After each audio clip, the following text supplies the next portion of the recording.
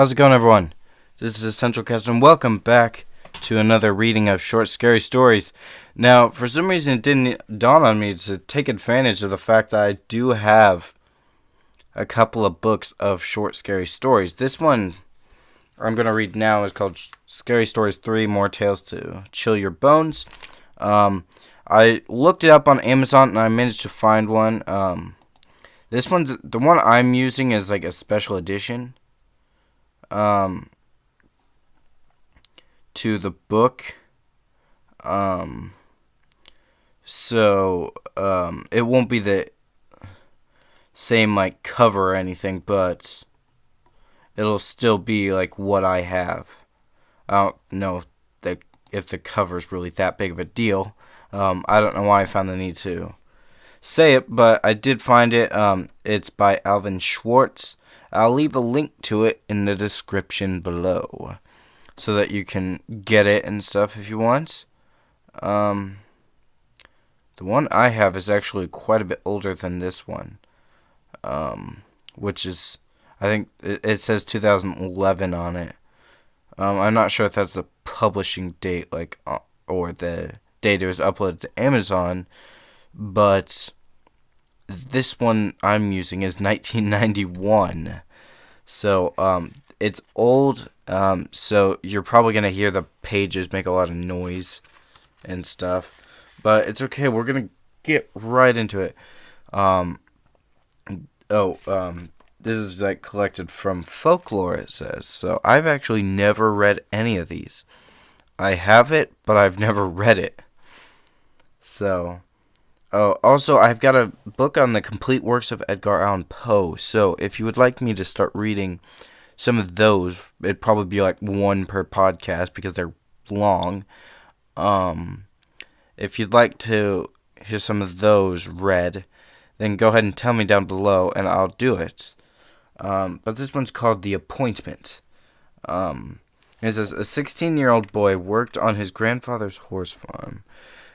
One morning, he drove a pickup truck into town on an errand. While he was walking along the main street, he saw Death. Death beckoned to him. The boy drove back to the farm as fast as he could and told his grandfather what had happened. Give me the truck, he begged. I'll go to the city. He'll never find me there. His grandfather gave him the truck, and the boy sped away.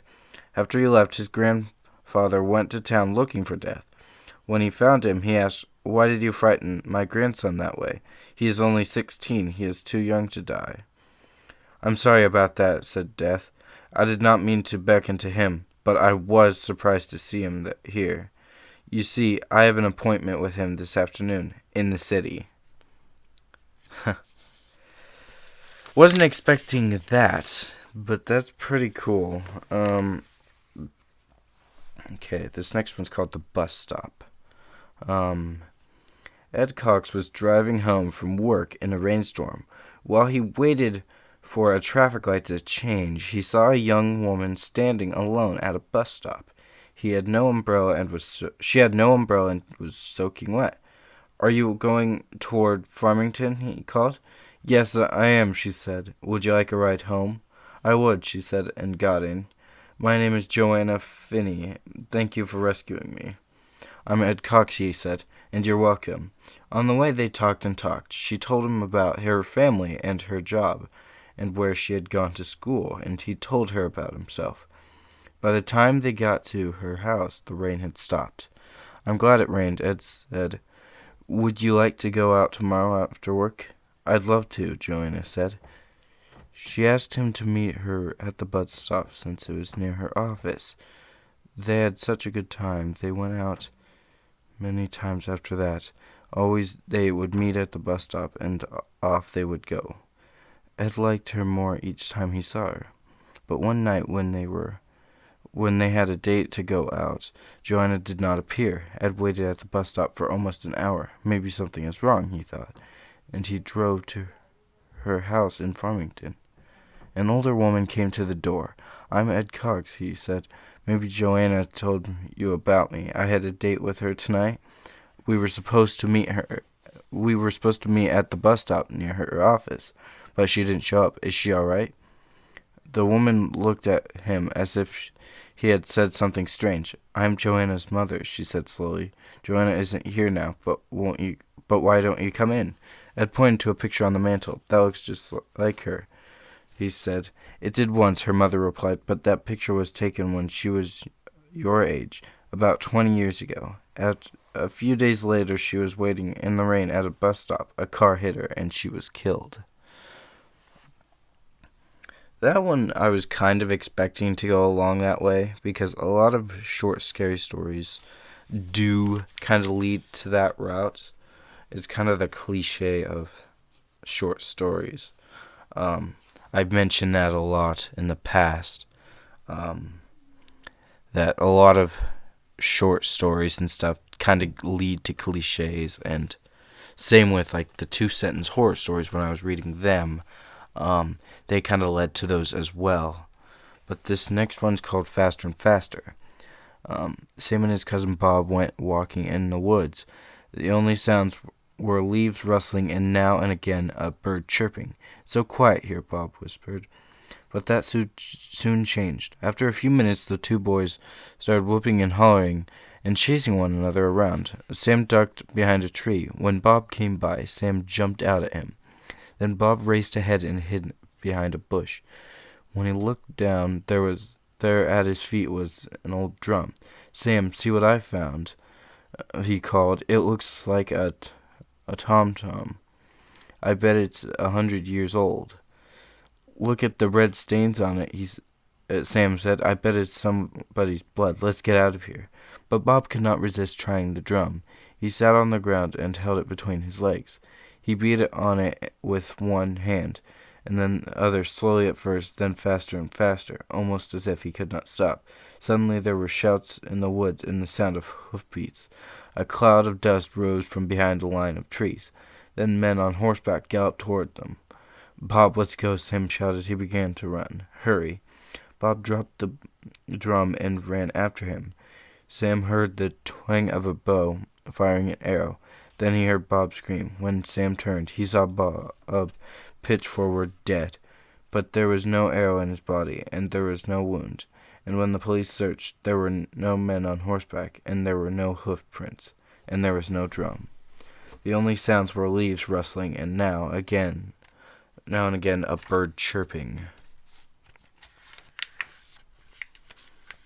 I enjoyed that one. Well, I guess I've enjoyed all of these so far, but that one was quite interesting. I think, 7 minutes. Okay. I think I'll probably get like 3 more of these in. Maybe 2. Hang on, let me just look. Yeah, I think maybe 2. George Flint loved to eat. Each day at noon, he closed his camera shop for 2 hours and went home for a big lunch. His wife, Mina, I'm not entirely sure how to pronounce it. I'm assuming Mina, cooked for him. George was a bully, and Mina was a timid woman who did everything he asked because she was afraid of him. On his way home for lunch one day, George stopped at the butcher shop and bought a pound of liver. He loved liver. He would have Mina cook it for dinner that night. Despite all his complaints about her, she was a very good cook. While George ate his lunch, Mina had told him that a rich old woman in town had died. Her body was in a church next door. It was in an open coffin. Anyone who wanted to see her could. As usual, George was not interested in what Mina had to say. "I've got to go back to work," he told her. After he left, Mina began to cook the liver. She added vegetables and spices and simmered it all afternoon just the way George liked it. When she thought it was done, she cut off a small piece and tasted it. It was delicious, the best she had ever made. She ate a second piece, then a third. It was so good she could not stop eating it. It was only when the liver was all gone that she thought of George. He would be coming home soon. What would he do when he found out she had eaten all the liver? Some men would laugh, but not George. He would be angry and mean, and she did not want to face that again. But where could she get another piece of liver that late in the day? But then she remembered the old woman lying in the church next door, waiting to be buried. George said he had he never had a better dinner. Have some liver, Mina, he said. It's just delicious. I'm not hungry, she said. You finish it. That night, after George had fallen asleep, Mina sat in bed trying to read, but all she could think of was what she had done. Then she heard a woman's voice. Who has my liver? It asked. Who has it? Was it her imagination? Was she dreaming? Now the voice was closer. Who has my liver? It asked. Who has it? Mina wanted to run. No, no, she whispered. I don't have it. I don't have your liver. Now the voice was right next to her. Who has my liver? It asked. Who has it? Mina froze in terror. She pointed to George. He does, she said. He has it. Suddenly the light went out, and George screamed and screamed. I expected the liver to be like the old woman's, like, at the beginning. I didn't expect her to, like, cook, like, human liver. I expected the first one to be human liver. But, okay, so this next one's called Hello, Kate. Tom Connors was on his way to a dance in the woods, or to a dance in the next village.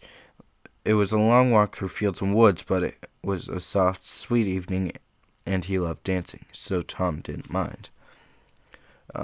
He had gone only a short distance when he noticed a young woman following him. Maybe she is going to the same dance, he thought, and he stopped and waited for her. As the woman got closer, he saw that it was Kate Flaherty. They had danced together many times. He was about to call hello, Kate, when suddenly he remembered that Kate was dead. She had died last year, yet there she was, all dressed up for the dance. Tom wanted to run, but somehow it didn't seem right to run from Kate. He turned and started to walk away as fast as he could, but Kate followed him. He took a shortcut across the field, but she still followed.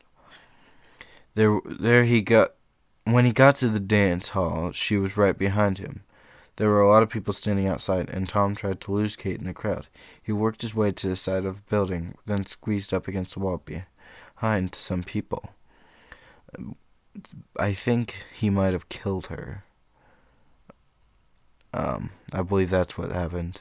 But anyway, for this last paragraph. But Kate followed. She came so close that she brushed up against him. Then she stopped and waited. He wanted to say, "Hello, Kate," just the way he did when she was alive. But he was so frightened he couldn't speak. Her eyes looked into his eyes, and she vanished. Oh. Hang on, how did she die? Did it say? Did it say? Oh, no, it didn't say how she died. I wasn't sure if I was thinking, like, maybe he had murdered her or something. I don't know why that's just what my mind immediately thought of. This next one will probably be the last one. It's called The Black Dog. It was 11 o'clock at night. Peter Rothberg was in bed on the second floor of the old house where he lived alone. It had gotten so chilly he went downstairs to turn up the heat. As Peter was on his way back to bed, a black dog ran down the stairs. It passed him and disappeared into the darkness. "Where did you come from?" Peter said. He had never seen the dog before.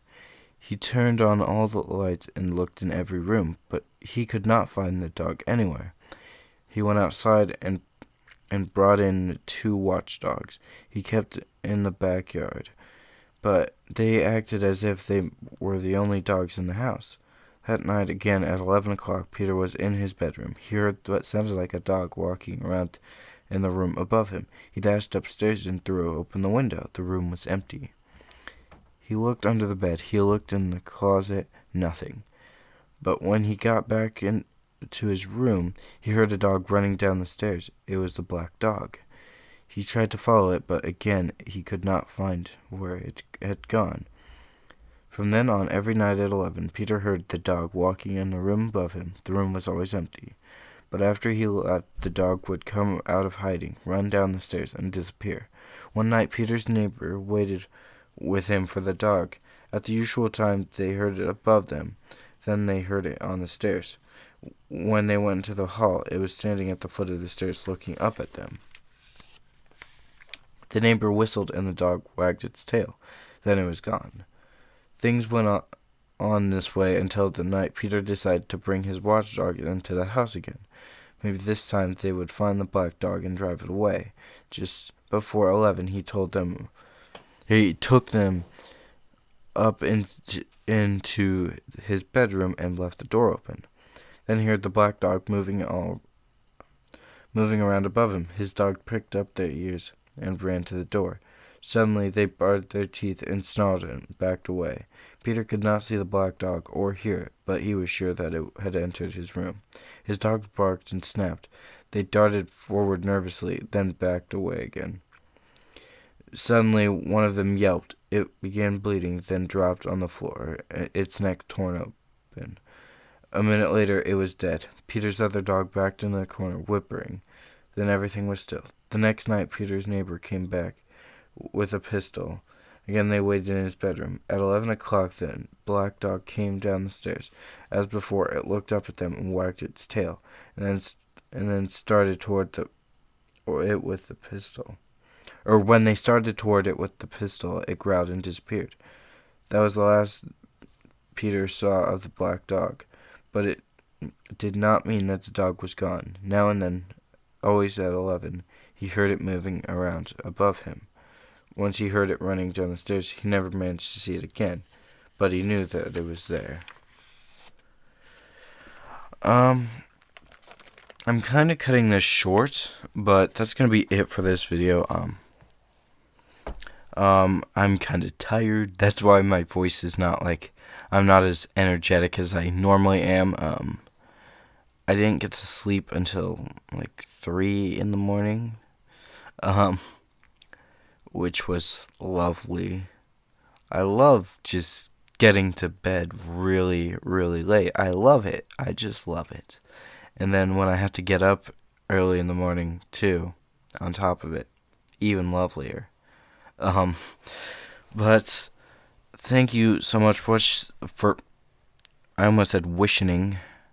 Thank you so much for listening. I hope you enjoyed. If you did, be sure to leave a like and comment. Tell me any suggestions you have. Also, be sure to share and subscribe for daily uploads. I hope you have a fantastic day, and I will see you in the next video. Goodbye.